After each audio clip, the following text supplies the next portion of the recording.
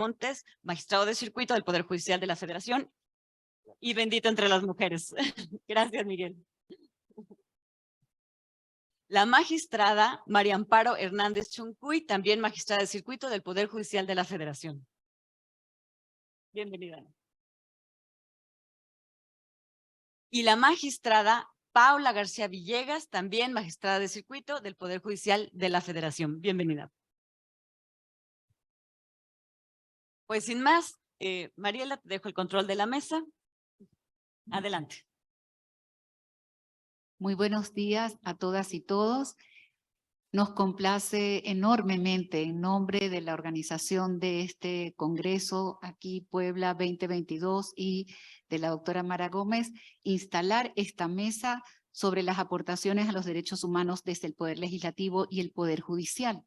Y sin duda es un tema que abarca justamente el papel y el rol transformador que pueden jugar tanto el Poder Legislativo como los jueces y los jueces locales, en tanto como agentes y actores de una comunidad de práctica de derechos humanos. En primer lugar, entonces, vamos a contar con la intervención de Kenia López Rabadán, presidenta de la Comisión de Derechos Humanos de la Cámara de Senadores. Kenia es licenciada en Derecho por la Facultad de Derecho de la UNAM, maestra con mención honorífica en Gobierno y Políticas Públicas por la Universidad Panamericana y doctoranda en Administración Pública por el INAP. Ha sido diputada local y constituyente de la Ciudad de México, así como diputada federal, en donde presidió la Comisión de Cultura. Actualmente es senadora de la República, presidenta de la Comisión de Derechos Humanos e integrante de las comisiones de Trabajo y Previsión Social, Igualdad de Género, Defensa Nacional y Estudios Legislativos. Además, es vicecoordinadora del grupo parlamentario del PAN en el Senado, siendo la primera mujer en ocupar ese cargo. Kenia, tienes la palabra por 12 minutos y te voy a controlar con tiempos alemanes. Muy bien.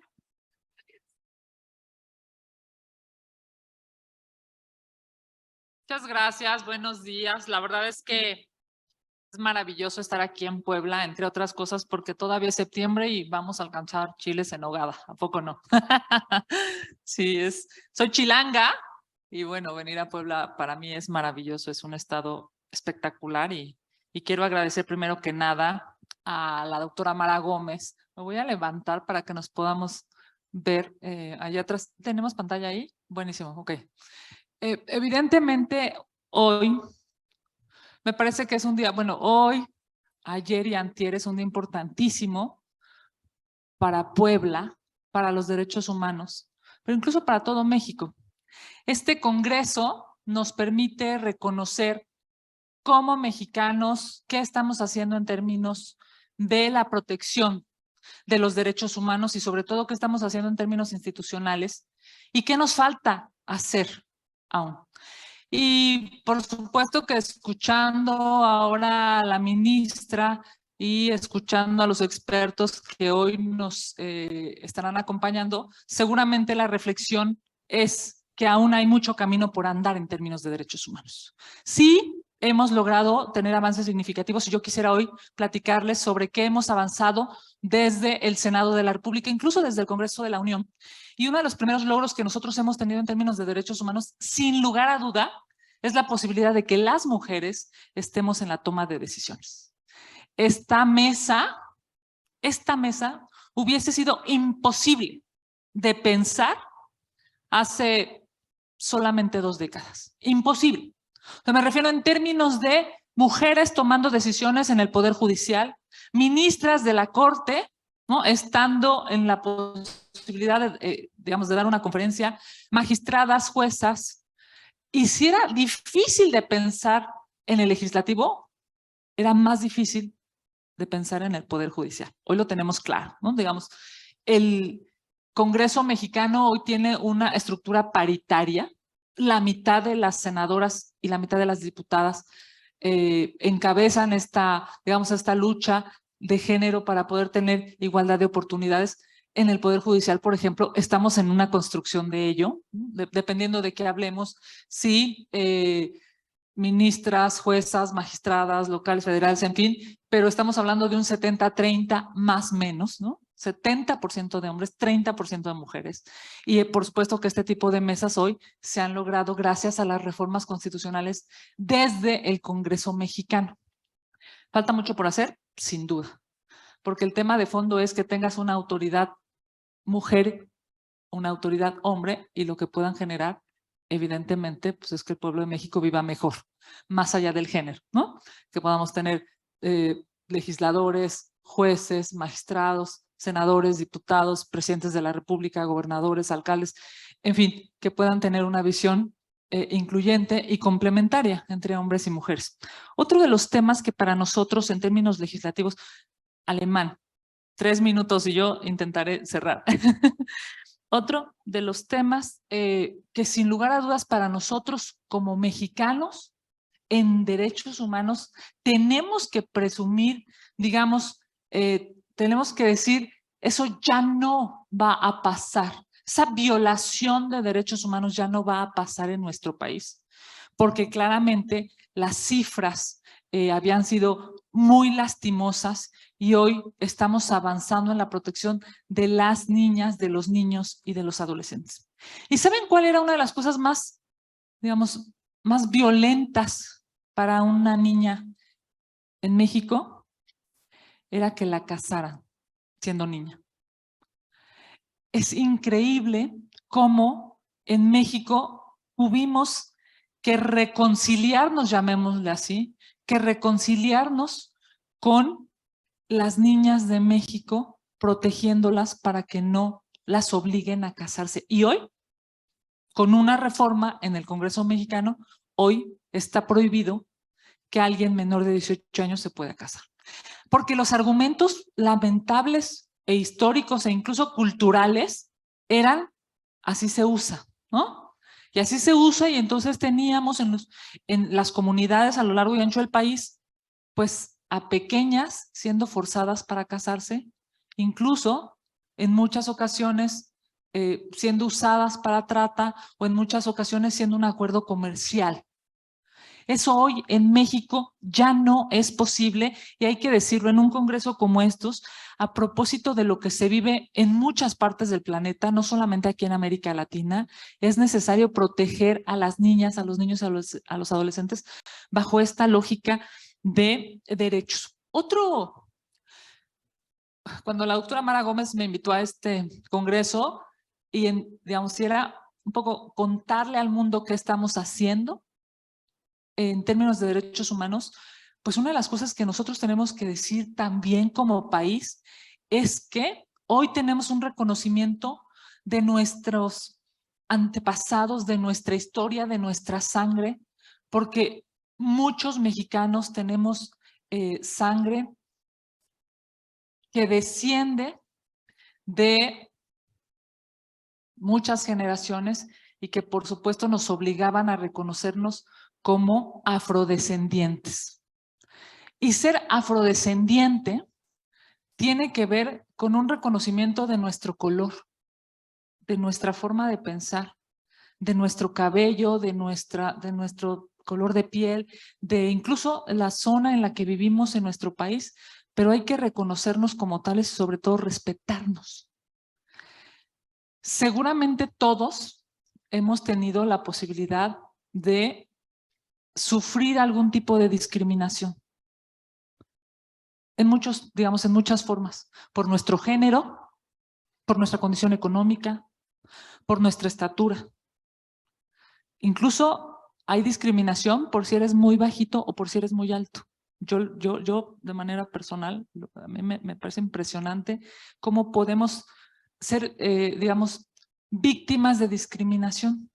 Y me parece que ya era momento oportuno, justo e histórico de poder reconocernos como afrodescendientes. Y por eso tenemos el color de piel que tenemos, y por eso tenemos que respetarnos, y por eso tenemos que evidentemente reconocernos. Y esta legislatura ha reconocido a los afromexicanos.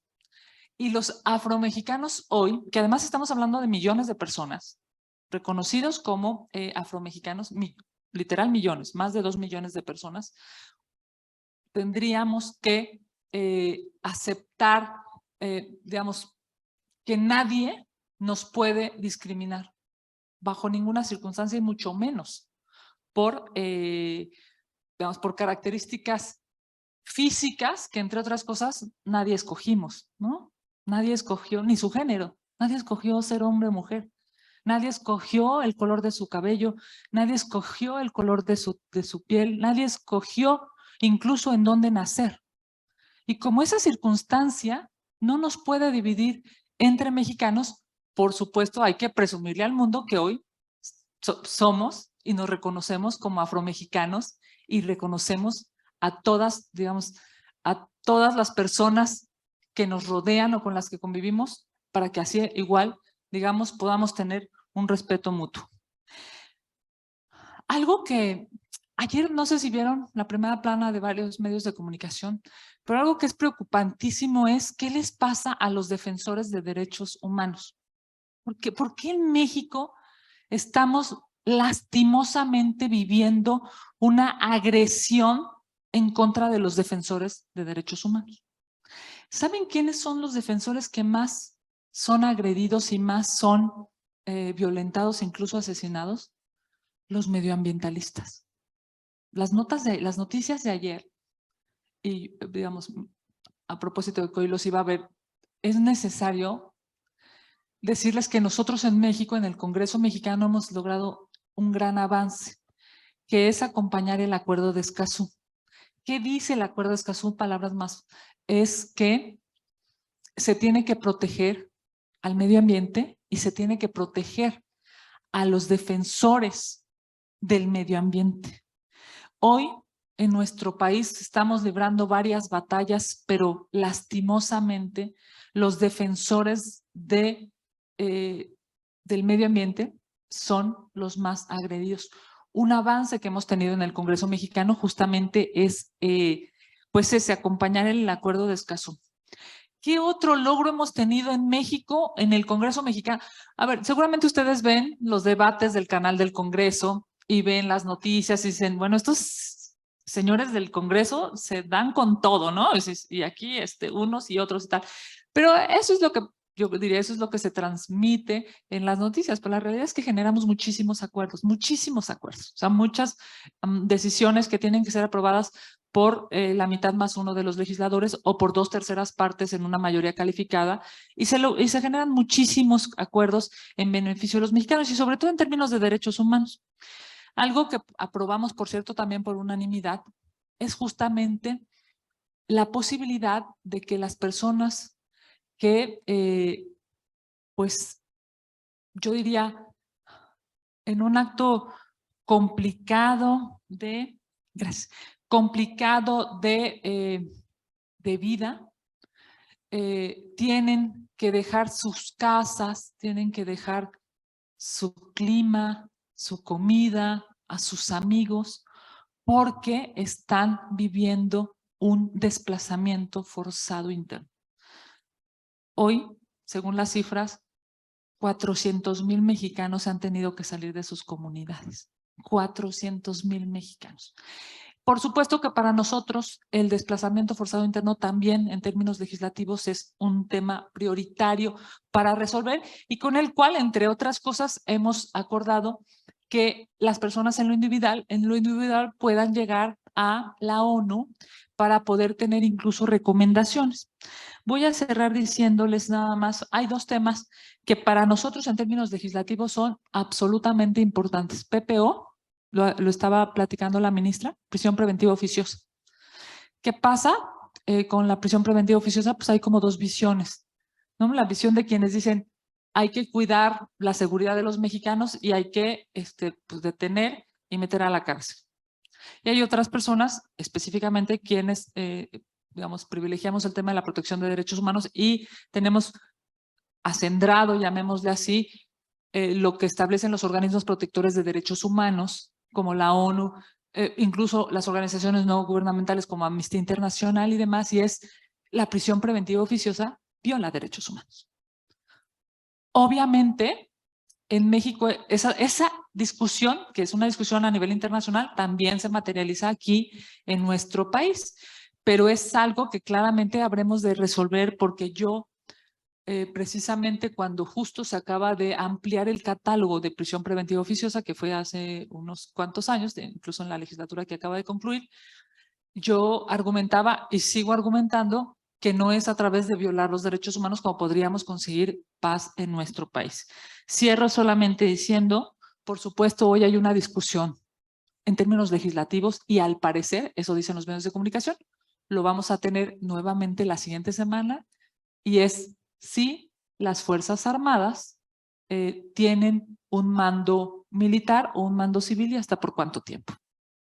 Esta discusión de si es por 5 años o por 9 años, si es un mando civil o es un mando militar, si es una estrategia de seguridad o en su caso es una, digamos, una forma de construir una política pública, yo lo que les diría solamente en términos de derechos humanos, más allá de politizar, porque evidentemente hoy venimos a hablar, por supuesto, de los logros que hemos tenido en nuestro país, esa discusión se va a dar la siguiente semana.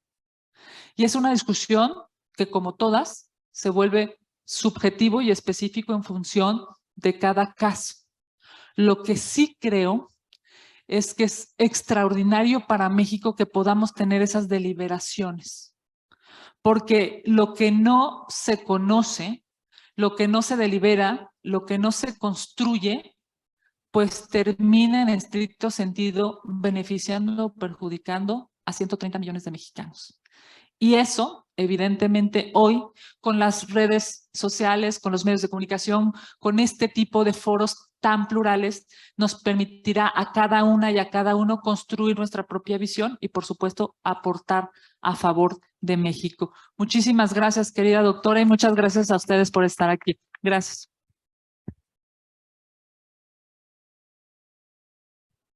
Muchas gracias a ti, Kenia, y por esta agenda legislativa que entiendo has resaltado temas cruciales para la agenda de derechos humanos global, regional y nacional, y nada menos que el reconocimiento de los derechos de las niñas, de los niños y adolescentes, como se ha discutido en este Congreso, de los afromexicanos, concepto que habrá que ir acuñando para que estos más de 2 millones de mexicanos y mexicanas puedan tener sus derechos, o el Acuerdo de Escazú, una mesa que se dedicó aquí al cambio climático, abordó precisamente la gravedad, o como lo define Naciones Unidas, la catástrofe que significa ahorita la emergencia climática, y 2 temas de la agenda mexicana que nos dará mucho para debatir y para reflexionar, nada más y nada menos que la prisión preventiva oficiosa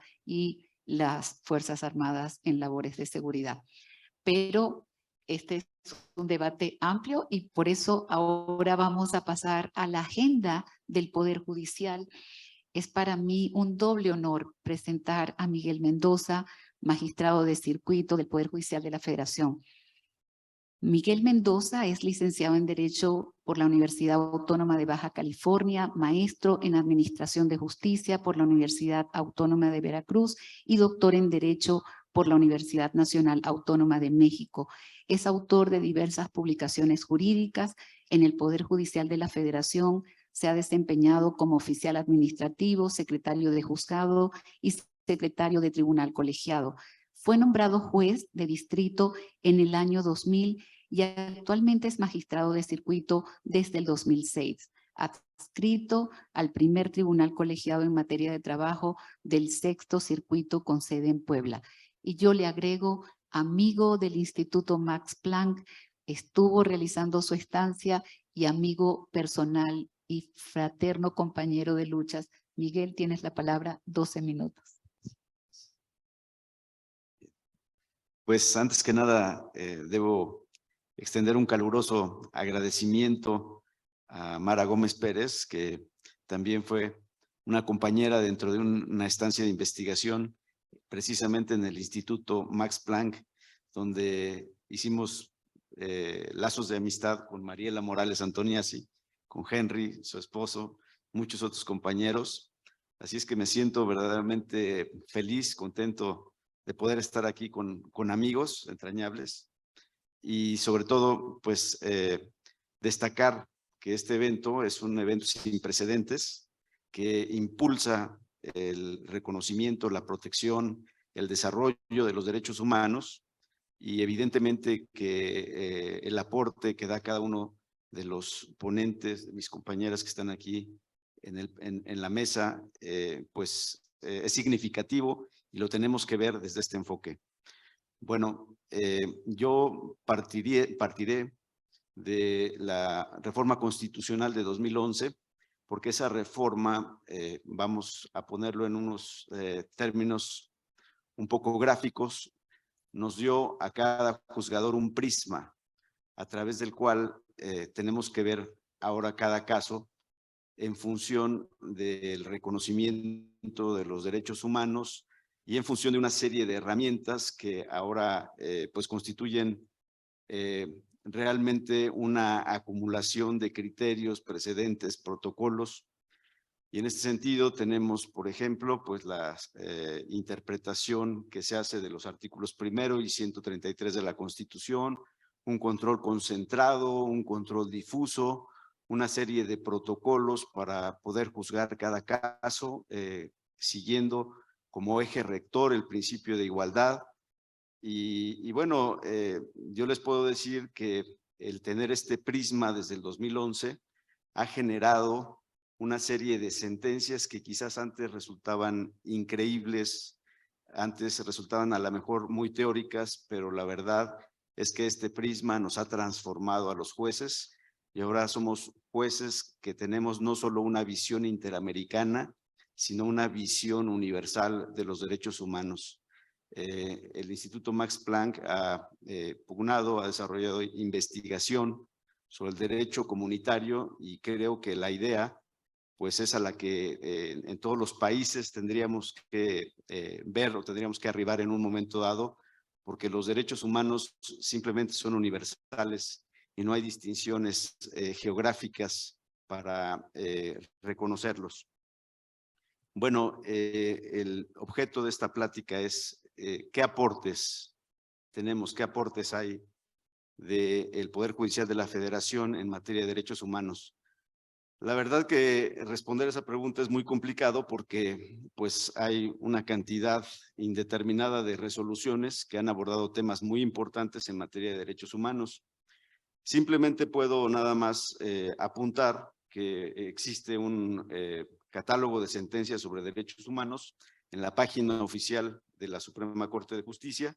Y ahí podemos encontrar en diferentes materias acceso a la justicia y garantías judiciales, derecho a la libertad religiosa, libre desarrollo de la personalidad, derechos económicos, sociales, culturales y ambientales, LGBTIQ y más, derechos de niños, niñas y adolescentes, personas mayores, personas, pueblos y comunidades indígenas, derecho de reunión, personas migrantes, entre otros.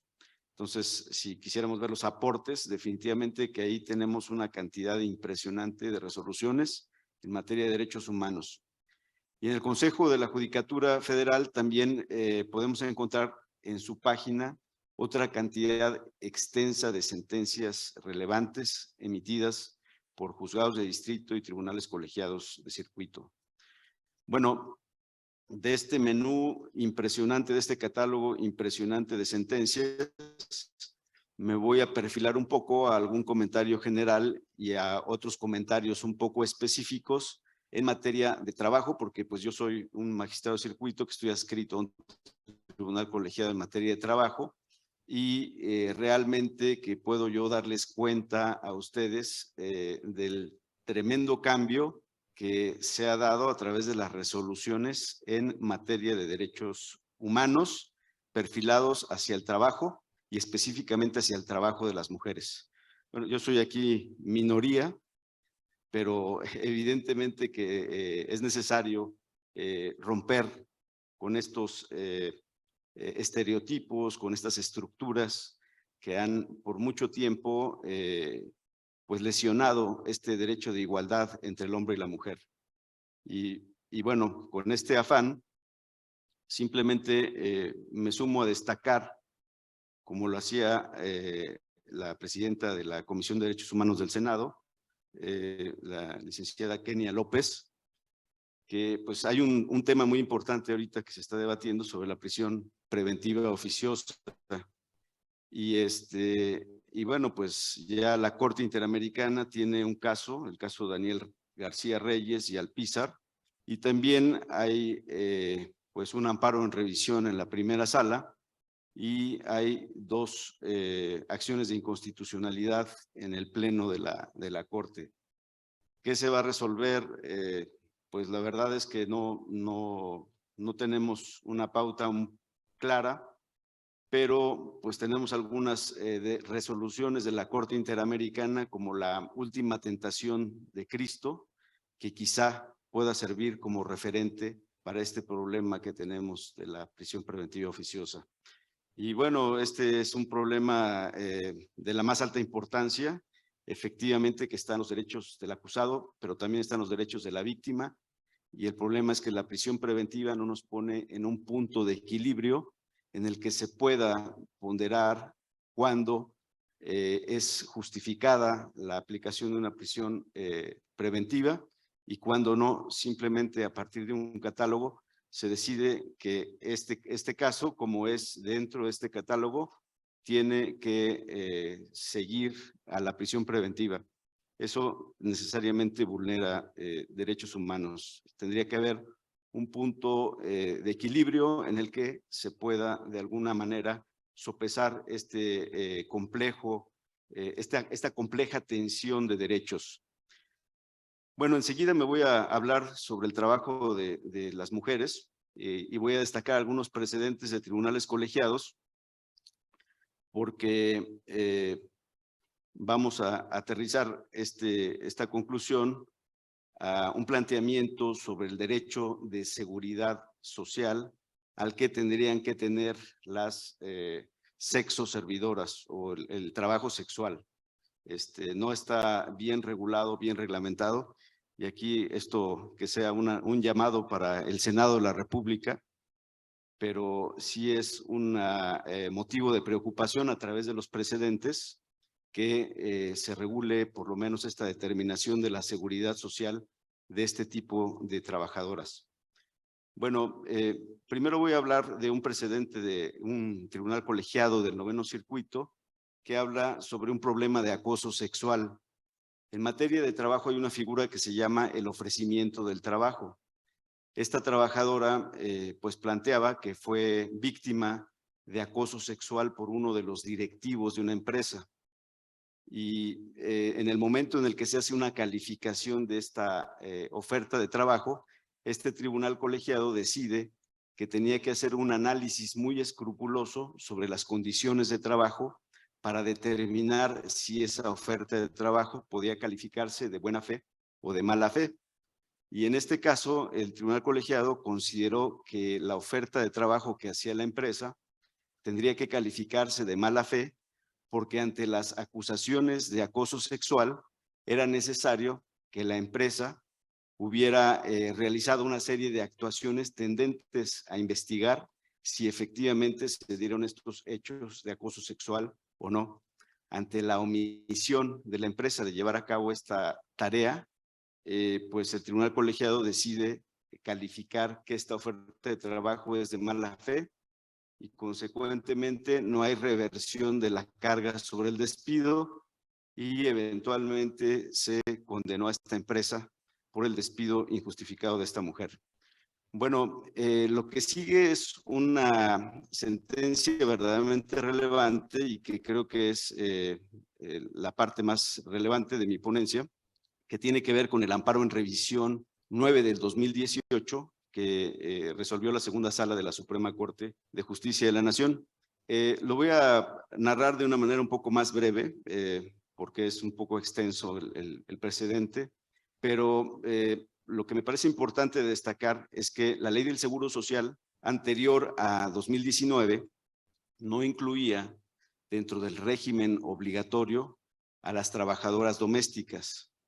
Entonces, un tribunal colegiado recibe un amparo directo plantea el ejercicio de la facultad de atracción a la segunda sala.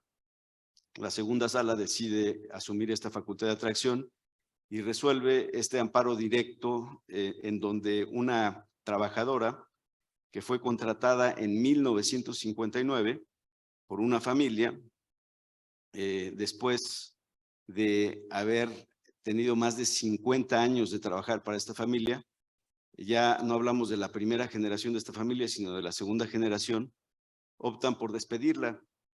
Y entre el juicio laboral se defiende la familia que son los patrones, alegando que pues esta persona no tenía derecho a que se le pagara ninguna indemnización porque había renunciado voluntariamente a su empleo. Y pues del Seguro Social, que también reclamaba, pues no podía tener ningún derecho porque la ley no les exigía a los patrones inscribir a este tipo de trabajadoras al Seguro Social. Entonces la Corte resuelve este asunto. En principio decide que la renuncia no tiene ningún valor porque era inverosímil que una persona con una edad avanzada pues decidiera voluntariamente renunciar, además de que pues no era una persona preparada y los términos en los que estaba redactada la renuncia pues no podían llevar a creer que ella hizo esa redacción. Entonces anulan el valor de la renuncia y lo más interesante es que la Corte se pone a analizar la ley del Seguro Social, específicamente la situación de que el artículo 13, fracción segunda, no incluye dentro del régimen obligatorio a las trabajadoras del hogar. Y bueno, considera medularmente que esta es una situación que genera una violación de género, porque 9 de cada 10 mujeres son las que se dedican a este tipo de trabajo. Y la Corte, pues lo que decide es considerar de una manera inédita que el Seguro Social tendría que iniciar un programa para que las trabajadoras se incorporen al Seguro Social a través de una reforma legislativa. Esto es verdaderamente innovador en esta sentencia, porque para nosotros el juicio de amparo se rige por lo que se conoce principio de agravio personal y directo y principio de relatividad de las sentencias. Y estos dos principios nos dicen que solamente va a ser benefactor de la sentencia quien haya solicitado el amparo. Sin embargo, esta sentencia va más lejos y el impacto que tiene no solo es sobre la persona que demandó el despido, sino plantea la necesidad de que el Seguro Social implemente un programa enfocado que se haga una gran reforma para que las trabajadoras domésticas puedan gozar del derecho a la seguridad social. Y finalmente se hace la reforma y actualmente pues ya los patrones están obligados a inscribir a sus trabajadoras del hogar en el Seguro Social. Bueno, tengo otros dos casos, muy levemente voy a hacer referencia a ellos. El problema que se presentó en un tribunal colegiado cuando una madre pierde la custodia de su menor, se plantea una demanda de amparo directo y el argumento para que ella perdiera esta custodia se hizo depender de que era una trabajadora sexual y de que por tanto no tenía la calificación necesaria para hacerse cargo de su hijo. Este tribunal colegiado toma la decisión de que esa determinación está basada en estereotipos porque verdaderamente lo que había que considerar era el interés superior del menor y la idoneidad de los padres para proporcionarles amor a sus hijos. Entonces, de alguna manera, este colegiado lo que hace es reivindicar el trabajo sexual de estas mujeres. Finalmente, en Mérida, un tribunal colegiado resuelve que un precepto de un reglamento de policía y buen gobierno del municipio de Mérida es inconvencional porque establecía una restricción absoluta al trabajo sexual. El artículo en cuestión decía que pues, se considera una infracción contra la dignidad de las personas ejercer o promover el trabajo sexual en la vía pública, y se prevé un arresto hasta por 36 horas conmutable con multa de 1 a 30 veces la unidad de medida. Bueno, el efecto de la sentencia de este tribunal colegiado fue que se le permitiera a esta persona pues ejercer libremente su trabajo en la vía pública. Entonces vemos en este panorama, a manera de conclusión, que el prisma que hemos cargado los jueces y los magistrados en nuestra función desde el 2011 ha generado cambios drásticos a través de las determinaciones en nuestra concepción del derecho y sobre todo de los derechos humanos. Y en el caso de las trabajadoras domésticas, pues gracias a una sentencia se generó una reforma legislativa a través de la cual se les reconoció el derecho de seguridad social a las trabajadoras domésticas. La pregunta que yo me hago y que dejo como conclusión es si sucederá lo mismo con las trabajadoras que se dedican al sector de la industria sexual. Eso es todo. Muchas gracias.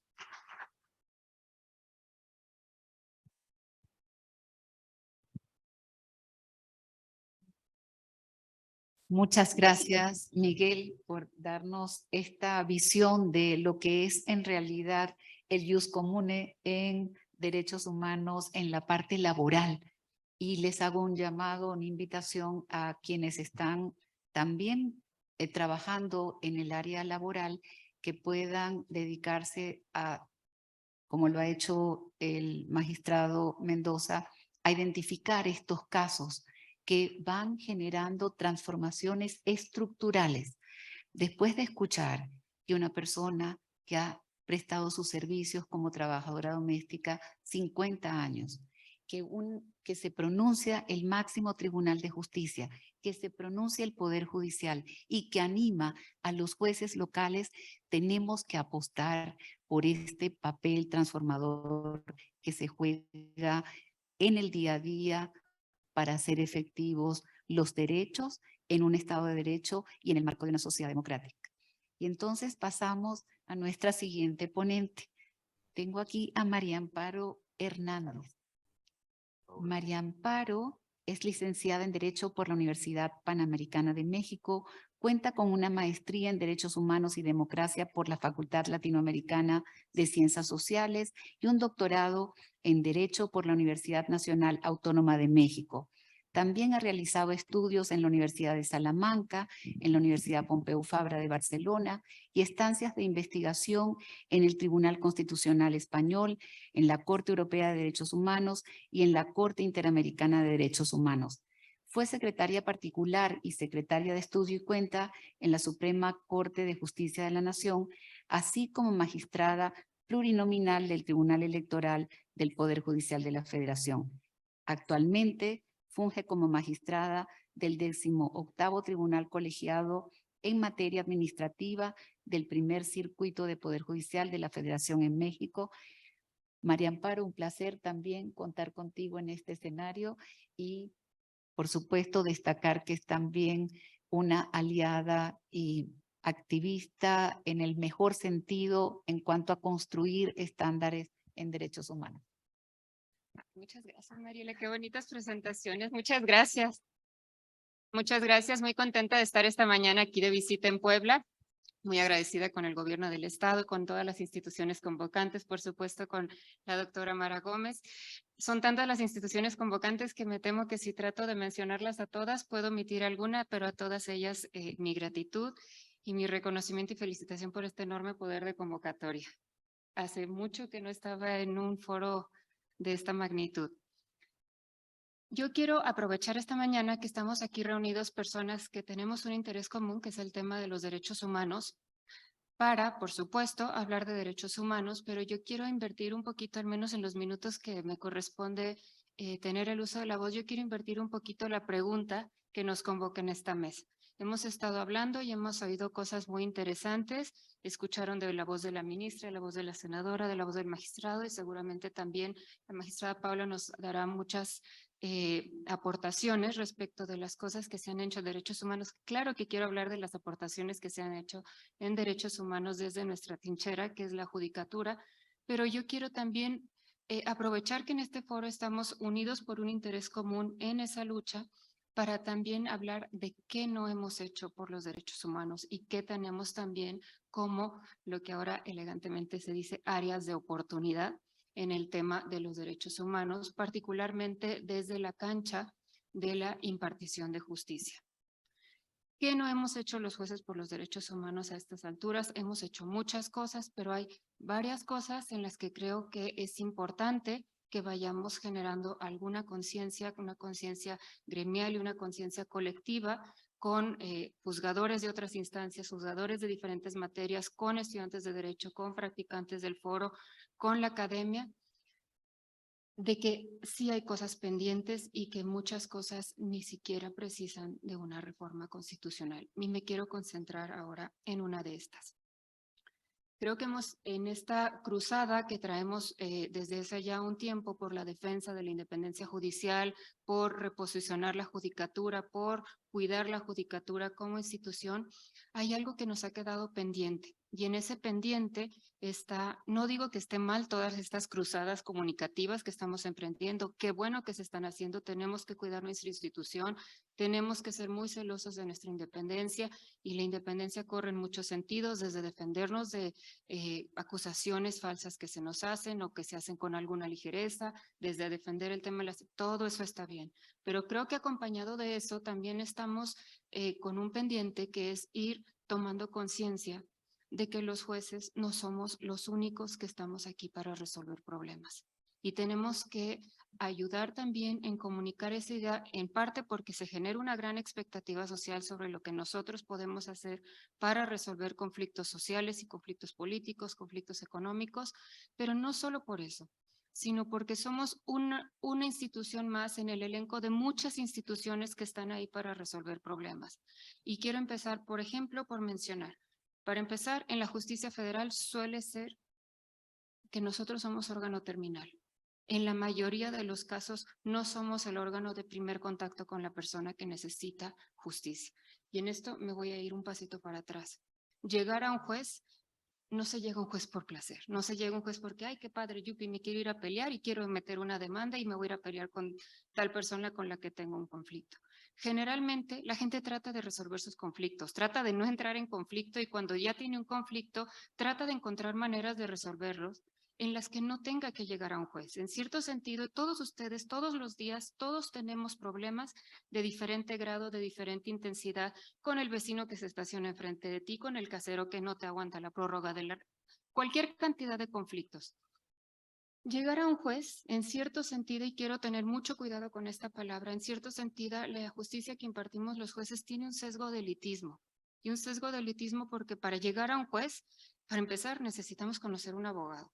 Necesitamos tener los recursos para pagar un abogado. Necesitamos tener el tiempo para aventarnos todo el tiempo que va a tardar el litigio, porque los litigios son muy tardados. Y además de eso, también necesitamos una cosa que es la energía. La energía para seguirme peleando con alguien o mejor pasar página y decir, lo voy a tolerar así. Y mejor me quedo con mi problema porque me voy a cansar más, voy a perder tiempo, dinero y un desgaste emocional que también es gravoso. Entonces, de entrada tenemos que llegar a la justicia, es complicado. Hay que pasar por una serie de decisiones y tener una serie de recursos de diferente naturaleza para decir, órale, me aviento y me voy a juicio.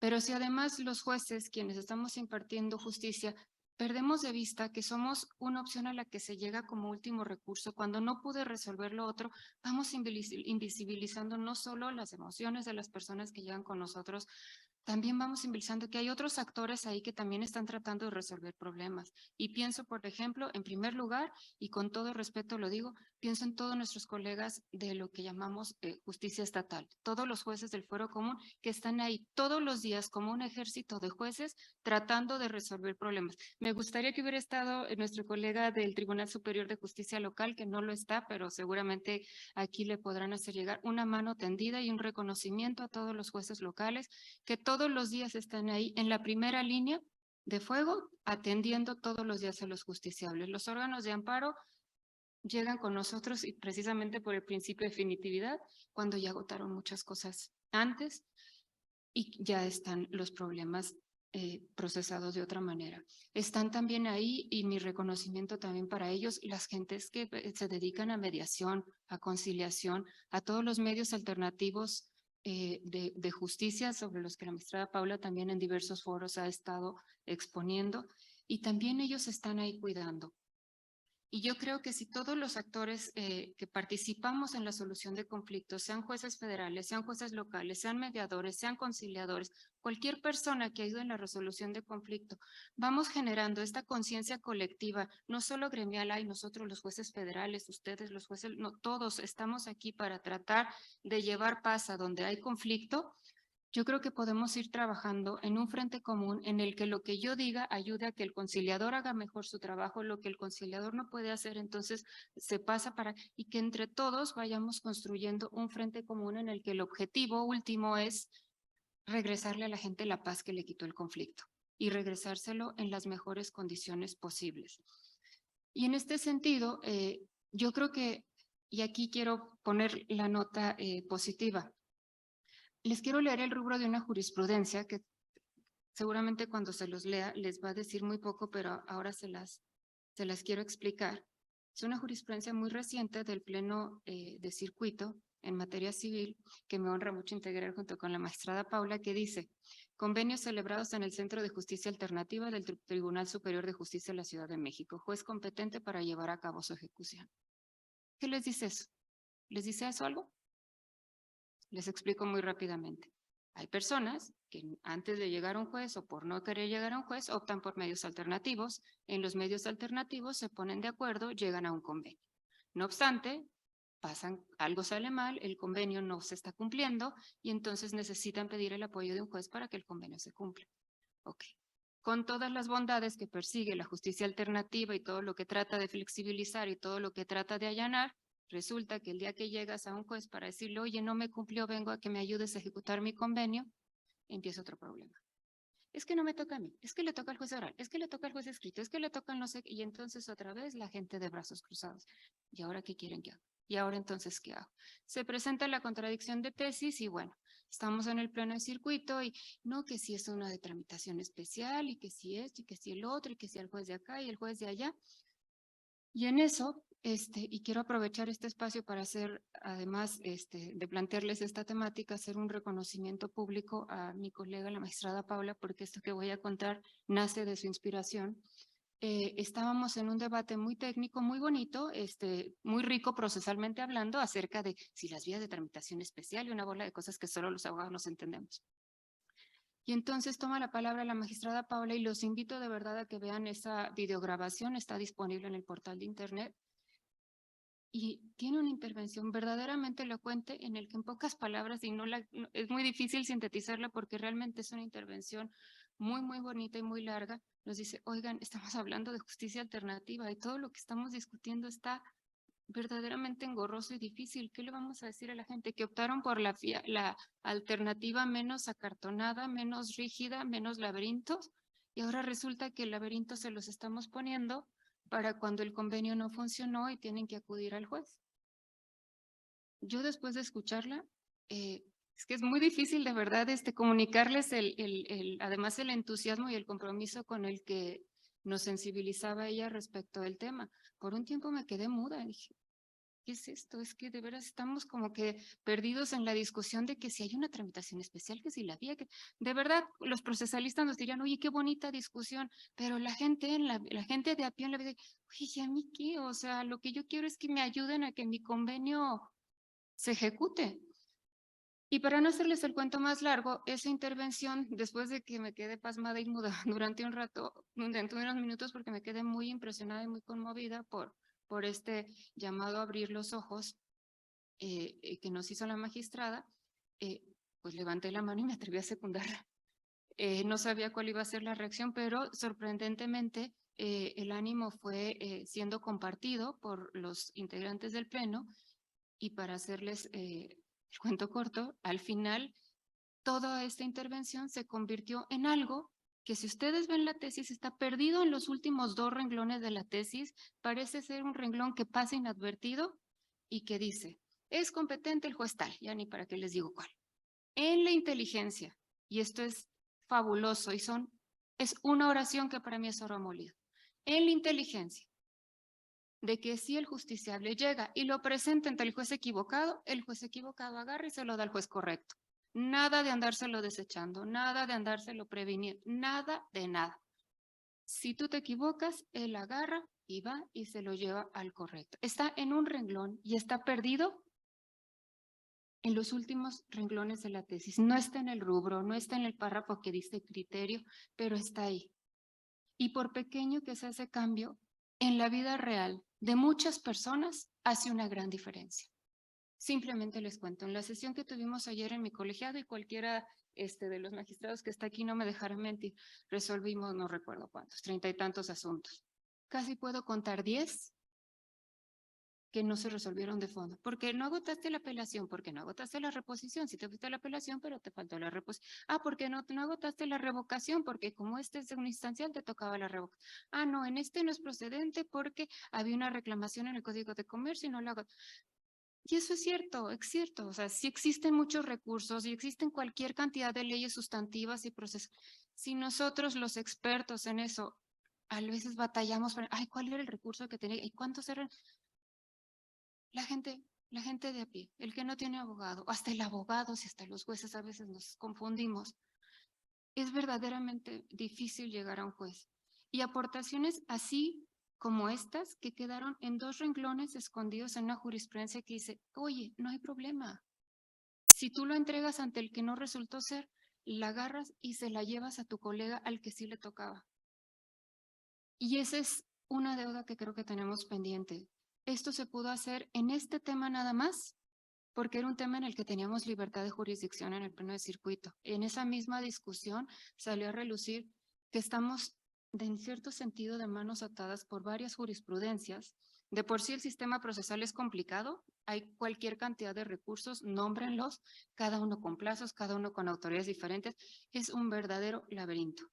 Si a eso le suman que la jurisprudencia nos dice, no, es que si te equivocaste de la vía, entonces tienes que reponer. Ayer tuvimos un juicio que llevaba 6 años, 6 años de los cuales 2 años se fueron en tratar de emplazar. Y querían que eso lo anuláramos porque la vía era equivocada. No era un problema de competencia del juez, quiero aclarar. Era un problema de la vía nada más. 6 años a la basura. Esas son las cosas que creo que tenemos que trabajar. Todas las generaciones aquí presentes, estudiantes, litigantes, jueces, legisladores, no necesitamos para remediar esto, no necesitamos para quitar estos obstáculos, y quiero ser muy clara, no pido ni creo que esto vaya por una reforma constitucional, no se necesita nada de eso. Se necesita, eso sí, conciencia de que hay problemas invisibles que tenemos que visibilizar, ponerles nombre y trabajar en conjunto, y que no nos pasa nada si recibimos la demanda en la ventanilla equivocada y nos volteamos y se la damos al que le toca. Son cosas muy sencillas, insisto, no se precisa de una reforma procesal de alto calado, no se necesita reformar la Constitución, quizá algunas leyes procesales, pero en cosas tan menores como estos 2 renglones que les puse. Oye, le toca al, ok, que le toque al que le toque, pero no pasa nada si te equivocas. Que el que le toque se la dé al que le toque y ya. Que el costo de no entender el laberinto no se convierta en no acceder a un juez. Eso me parece que es algo que le quitaría mucho de este dejo de elitismo a la justicia. Que el costo de no saber cómo se llama el recurso, ante quién lo tienes que presentar, en qué oficialidad de partes, no se convierta en una falta de acceso. Hay muchos criterios sustantivos sobre el avance de los derechos humanos en México, particularmente en los últimos 10 años, y qué bueno. Pero cuando en aspectos procesales tan pequeñitos como estos no se visibilizan, todo lo que se construye y se teje en derechos sustantivos se desteje con criterios de derecho procesal que los hacen verdaderamente inalcanzables. Los dejo con esta reflexión y los dejo muy agradecida de esta oportunidad y con la invitación de que sumemos esfuerzos para que estos pequeños obstáculos cada día sean los menos. Muchas gracias.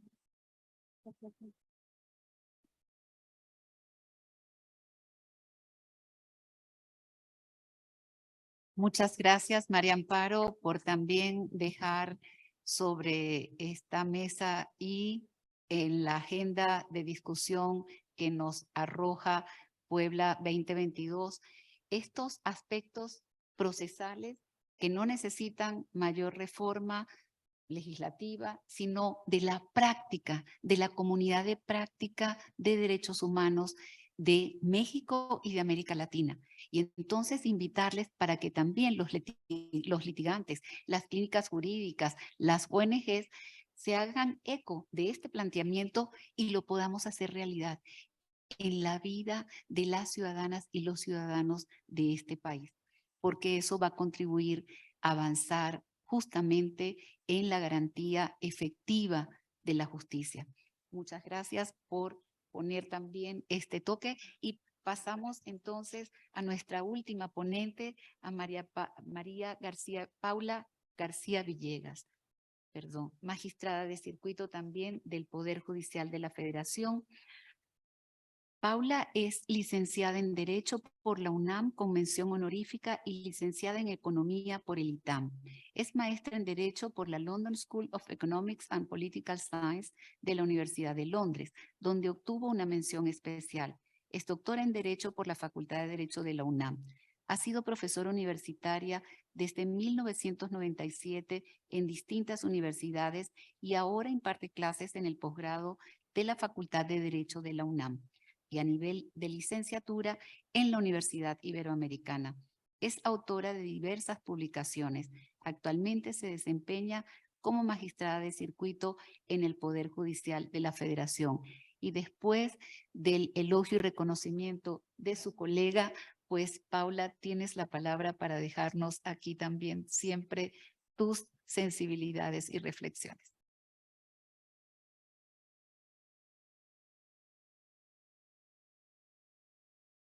Gracias. Con la venia de la senadora también me voy a parar porque quiero, sobre todo a quienes están hasta atrás, que sepan y conozcan a sus juzgadores que estamos aquí presentes, de carne y hueso, y que tenemos una vida al servicio de ustedes. Y queremos que sepan que el acceso efectivo a la justicia es parte de nuestro postulado de vida, no solamente de nuestro ámbito laboral. Y agradezco, Mari, tus palabras, me llenan de pena también un poco. Muchas gracias, señor magistrado, señora senadora Mariel, y a todos los organizadores de este evento. Yo les quiero decir que estamos viviendo en un momento sumamente complejo en el mundo y en México en particular. Tenemos un medio ambiente comprometido, tenemos exceso de una sobrepoblación a nivel mundial y falta de recursos materiales para satisfacer los derechos económicos, sociales y culturales de una manera equitativa, de una manera igualitaria. Tenemos desplazamientos forzados, sin duda alguna, grupos de población como las personas afrodescendientes que se encuentran también en situación de vulnerabilidad, las trabajadoras sexuales, que ya han habido defensas por parte de la justicia cuestionadas en su momento, pero sentencias de avanzada, con el único ánimo también de servir. Pero ¿qué hay que hacer? Desde mi óptica, venir también a una mesa a decir las bondades de la justicia y los criterios jurisdiccionales de avanzada que han habido, o sumarme a las filas de la magistrada María Amparo y decir qué se puede hacer. Opto por esta última alternativa. Y en relación con la justicia, hay dos partes que tenemos que tener muy claras. La primera es la justicia que le llaman ciudadana, que es la justicia más cercana a la gente, de la que hablaba la señora magistrada María Amparo, que son los asuntos que se resuelven en materia civil, en materia mercantil, en materia familiar, en donde el propio poder reformador, que han dado relativa respuesta por parte de la justicia alternativa, por parte de los mecanismos alternativos para resolver controversias, pero no han dado la suficiente respuesta por parte de los tribunales de la Federación, tanto locales como federales, y sin demérito del exceso de trabajo que se tiene y de la entrega, sino por cuestiones de trabas procesales. Viene un nuevo Código Nacional de Procedimientos Civiles y Familiares, que ciertamente se debió de haber emitido desde, la reforma fue del 15 de septiembre de 2017, pero hay temas, señora senadora, que se tienen que tomar en cuenta para que verdaderamente el derecho humano de acceso efectivo a la justicia tenga sentido en toda su dimensión, porque es un derecho humano el de acceso efectivo a la justicia.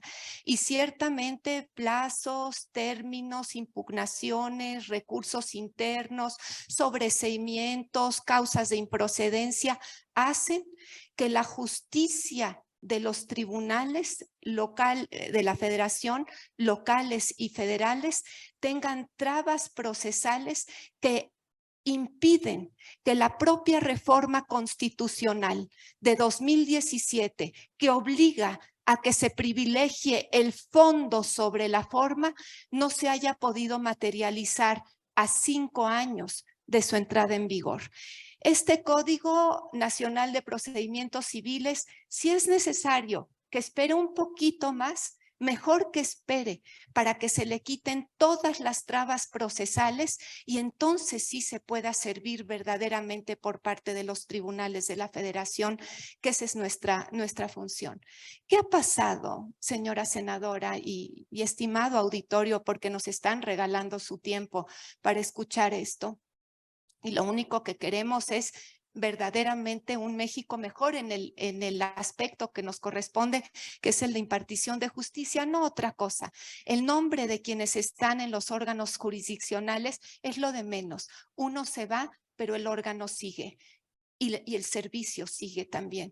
Entonces, lo que necesitamos es visibilizar que tenemos un marco constitucional adecuado, que también con las reformas de la justicia alternativa que se dieron en 2008 al artículo 17 constitucional, después con la justicia de fondo sobre la forma en 2017, en septiembre 15 de 2017, y posteriormente del artículo 73 constitucional, en la fracción 29A, que contempla la obligación de la famosa Ley General de Mecanismos Alternativos para resolver controversias, que aún está pendiente, pero fíjense, está pendiente por 3 temas. 1, porque no quieren certificación los mediadores privados en materia mercantil y comercial. Eso es gravísimo, porque es poner la justicia en manos de particulares con un costo económico. Y se dejó atrás, por alguna razón desconocida para mí, en la reforma del año pasado, de 2021, del Poder Judicial, el Centro Nacional de Justicia Alternativa o de Mecanismos Alternativos para resolver controversias. Es muy poco el tiempo que hay, por eso no quiero extenderme en decir por qué si es justicia alternativa y no mecanismo, eso da lugar a otra plática. Y se evitó, señora senadora, que existieran mediadores y mediadoras públicos para resolver los asuntos que dice la señora magistrada, en donde no se emite una sentencia de fondo, sino por la forma se empiezan a desechar. Somos un grupo de magistrados que sí tratamos de saltarnos las trabas en esta parte de lo que es la justicia cotidiana, que es la que más lastima a la gente. En materia civil, las estadísticas oficiales ahorita son 16 tribunales colegiados de circuito en el primer circuito. Hay únicamente 5,000 asuntos pendientes, 5,100 asuntos pendientes de resolverse. En materia administrativa hay 26,500 expedientes pendientes de resolución al mes pasado. ¿Cómo no va a haber por parte del justiciable un reclamo a la justicia? Y no es por el aspecto que en las exposiciones de motivos que también les traía, que está ahí, no sirven los juzgadores, hay corrupción, el nepotismo los rebasa. No, señores, la brújula está para el otro lado y la reforma debió de haber estado para otro lado.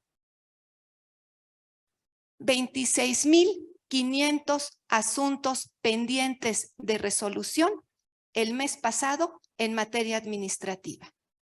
Y hay 24 tribunales colegiados de circuito.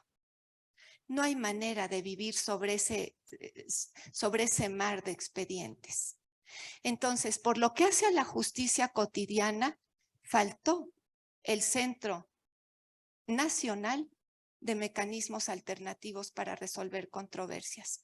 Todos esos asuntos, muchos de ellos, les quiero decir que en 2 o 3 sesiones de mediación se podrían resolver, por la razón de que los mediadores en materia mercantil y comercial no quieren ser certificados y quieren que su convenio de mediación sea cosa juzgada, como esté elevado a cosa juzgada, y se ejecute en la vía de apremio sin pasar por un vistazo de la justicia para revisar si se transgreden o no derechos humanos. ¿Y a qué derecho humano me voy a referir? Al derecho humano a la dignidad, al artículo 21.3 del Pacto de San José, de la Convención Americana sobre Derechos Humanos, que prohíbe la explotación del hombre por el hombre. Hay muchos pactos que se pueden dar en esta materia, en el mecanismo alternativo, que buscan la fe pública del Estado porque la tienen los mediadores, que quieren que sea cosa juzgada, que quieren que se ejecute en la vía de apremio y que no se revise su constitucionalidad a la luz de los derechos humanos en las relaciones horizontales, en las relaciones entre particulares. Y les quiero decir que tiene que ir avanzando. Se ha avanzado algo en materia civil. Ya la dejo, Mari, como sabes, a partir del 1 de octubre me voy a la materia administrativa, pero se pudieron por un grupo de juzgadores dejar algún legado interesante para que esperemos que los frutos vayan surgiendo y los puedan tomar sobre la obligación de analizar los pactos entre particulares para la permeabilidad de los derechos humanos en estas relaciones horizontales a efecto de que no se viole el principio de igualdad y no discriminación, que exista simetría en las relaciones en las que se está resolviendo un conflicto a través de los mecanismos alternativos para resolver controversias, que exista la posibilidad de que cuando se vayan a la ejecución de un convenio de mediación, alguna parte que sintió que no se respetaron los principios de la mediación, como el de neutralidad, como el de equidad, como el de flexibilidad, como el de legalidad, tenga la oportunidad en vía de amparo de ser considerado como autoridad para efectos del amparo aquella persona mediadora privada que transgredió los principios de la mediación y que busca que con su convenio se convierta en cosa juzgada con las asimetrías propias y violaciones a derechos humanos.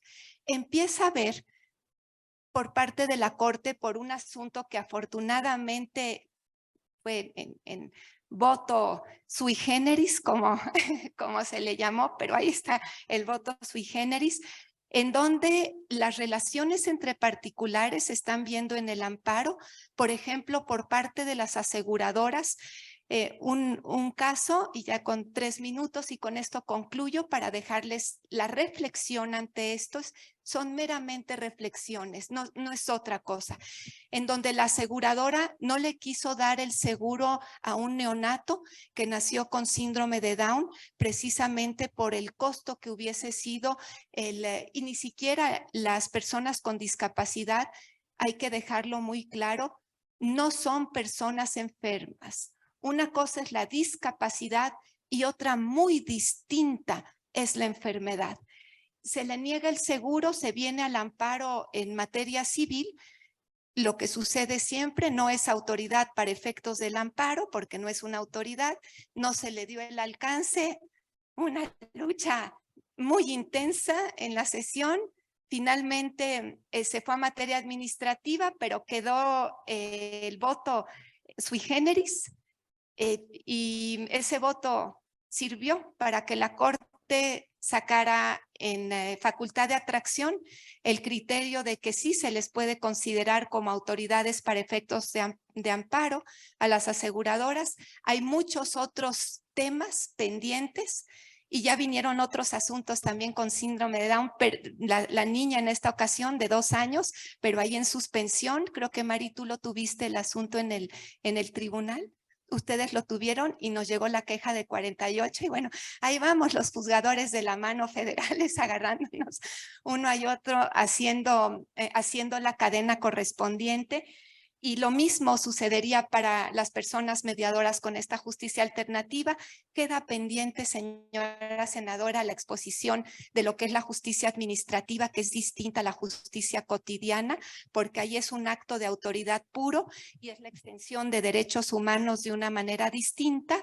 Sin embargo, estamos a sus órdenes. Puedo hablar de los juzgadores aquí presentes y a nombre de ellos nos ponemos a su disposición con los tribunales de la Federación abiertos para servirles. Muchas gracias.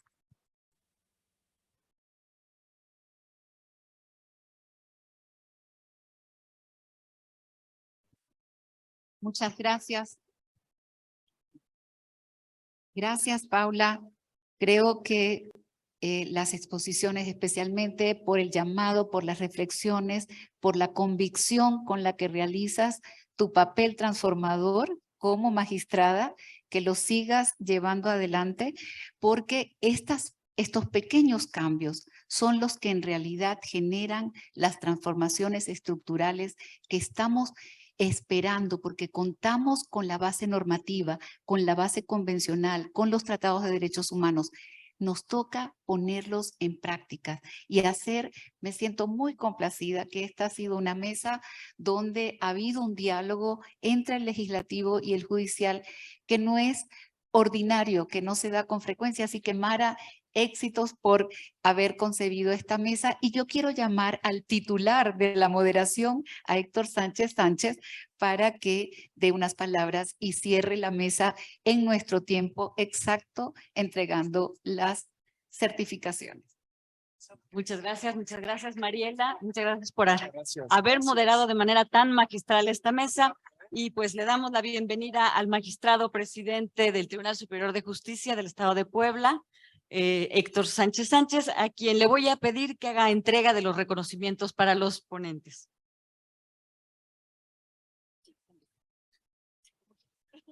Muchas gracias. Por respeto a la mesa, me gustaría antes que nada saludar al auditorio. Muy buenas tardes a todas y todos. Justo después del mediodía, 10 minutos. Quiero reconocer el esfuerzo de la licenciada Mara del Gobierno del Estado por traer este foro de talla internacional. Ha generado no solo un interés en el Estado de Puebla, sino en varios estados de la República que sé que hoy están aquí presentes. Y bueno, solo prueba de lo que digo es la presencia de ustedes, magistradas, magistrado, señora senadora, señora magistrada. No podemos decir más de lo que ya expresaron estas voces tan calificadas. Quiero sí mencionar que he tenido la oportunidad ya en otros foros de coincidir, de compartir algunas experiencias y me gustaría en ejercicio de una voz de carácter local aprovechar no solo la presencia de los señores juzgadores del Consejo de la Judicatura Federal, sino también la invaluable presencia de la señora senadora que hoy nos acompaña porque se mencionó brevemente esta obligación que existe ya de sacar un Código Nacional de Procedimientos Civiles y Familiares. Y bueno, repito, ya se habló muy puntualmente de ello. Sin embargo, hay algunos aspectos que sí me gustaría agregar a esta reflexión. Fíjese que al seno de la Comisión Nacional de Tribunales de Justicia Locales, en donde un servidor es vicepresidente de la zona centro, hemos hecho ejercicios muy constantes para participar en estas propuestas del Código Nacional de Procedimientos Civiles y Familiares. Y sin hablar de Puebla, debo mencionar que el impacto de dicha codificación es de tal tamaño que hay estados que tienen codificaciones procesales de 1950 vigentes por esta reforma al 73 constitucional, pues ya no se puede modificar más. Aquí en Puebla tenemos una situación distinta, tenemos un código más moderno, 2005. Sin embargo, hemos unido la voz en la Comisión Nacional de Tribunales Superiores de Justicia para que efectivamente se pueda privilegiar el fondo y no la forma, para que busquemos en la instrumentación normativa el obtener un juicio justo en un procedimiento perfecto, y en el diseño por libros y capitular de esta codificación nacional, tener muy claro que estas reglas de procedimiento sin duda hacen una gran diferencia entre la materia civil y algo que yo quiero dejar nada más como reflexión, la materia familiar, hablando de que las familias son y serán el centro de nuestra sociedad. En nuestros tribunales de competencia local representa del 65 al 70% de las demandas del acceso a la justicia cotidiana. Sigue el derecho civil, sigue el derecho mercantil. Pero de ese tamaño es el impacto en la justicia local. La justicia familiar es exorbitante, las consecuencias tal vez de la pandemia y lo natural de nuestra sociedad. Con ello, únicamente decir que las aportaciones aquí vertidas seguramente impactarán en otro aspecto fundamental. De nada nos sirve tener procedimientos y normativas vigentes, incluso estos criterios de avanzada que nos acaban de compartir, si también culturalmente no los acompañamos. Aprovecho para académicos, para estudiantes, para investigadores, seamos ese motor de cambio también en la forma de pensar y de accesar a la justicia. Muchos de los aquí presentes crecimos en este sistema de derecho positivo, en este sistema en donde incluso en la parte de el litigio, ser postulante, se ha crecido con esta idea de en la defensa es mejor abogado el que logra que un juicio pueda durar 10 años, 15 años, o en un ejercicio exagerado de recursos, cuando si logramos privilegiar el fondo y la resolución del problema, lo digo, en su momento fui abogado postulante, probablemente incluso se tenga mejor percepción de quien solicita el servicio de una abogada, de un abogado postulante. Por parte de nosotros, decirles finalmente, ayer estuvimos con el doctor de la Fuente aquí en Puebla, nos hizo favor de visitar, el presidente de la Comisión Nacional Bancaria y de Valores, y solo dejo un ejemplo de estos que impactan tal vez en la memoria. Hoy en día ya existen instituciones bancarias, por supuesto reguladas por esta Comisión Nacional, que ya no tienen sucursales, que todo se maneja desde acá. Esa es la realidad. Y quienes estamos en el sistema de administración de justicia, no podemos estar apartados también de esta evolución. Entonces tenemos grandes retos. Señora senadora, perdóneme que aproveche este espacio, pero la enorme responsabilidad que descansa sobre ustedes no solo impactará a más de 120 millones de personas de esta república, seguramente marcará la forma de resolver nuestros procedimientos durante más de una década por el tamaño de esta codificación y de los impactos que tendrá. Así que nuevamente enhorabuena por las ponentes. Yo les pido le demos un aplauso a este presidio.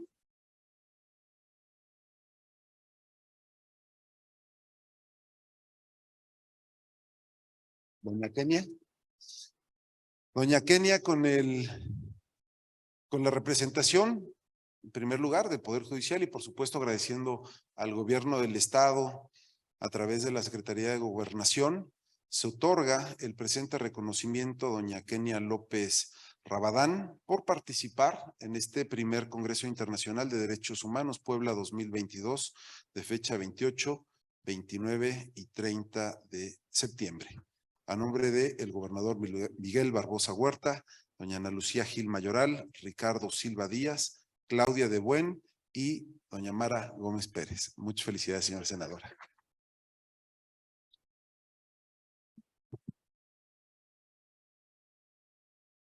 Gracias, senadora.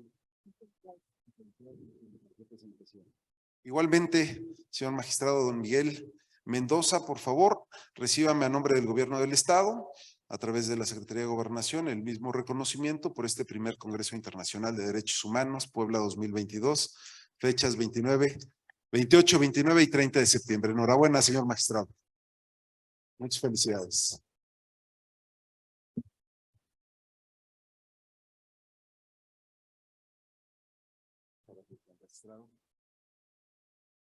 Doña María Amparo Hernández Chong-Cuy. Espero haberlo pronunciado de forma correcta, señora magistrada. Permítame igualmente entregarle a nombre del Gobierno del Estado este reconocimiento por su brillante participación. Muchas felicidades. Me sumo a la foto con usted. Claro. Muchas gracias. Gracias, magistrado. Y doña Paula García Villegas, también, por favor, permítame entregarle de la misma manera este reconocimiento por su brillante exposición en este foro internacional. Felicidades, magistrado.